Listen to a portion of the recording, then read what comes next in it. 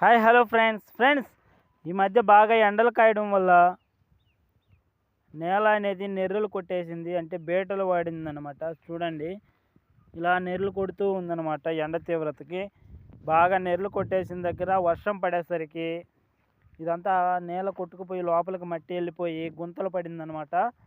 So చూడండి friends, ఇలా మీ ఏరియాలో కూడా పడి ఉంటుంది. సో దీనికి ఏం లేదు, మళ్ళీ టార్తో దున్నిస్తే మొత్తం కవర్ అయిపోతుంది. సో అందులోకి మట్టి పోయి చూడండి, ఇక్కడ చాలా గుంతలు అనేవి పడేయి. అలా చూసుకుంటూ పోతే ఇదిగోండి, ఇక్కడ పెద్ద సొరంగం లాగే పడింది.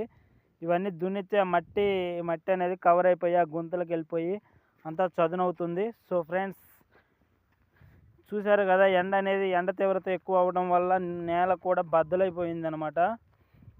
సో అట్టుంటుంది.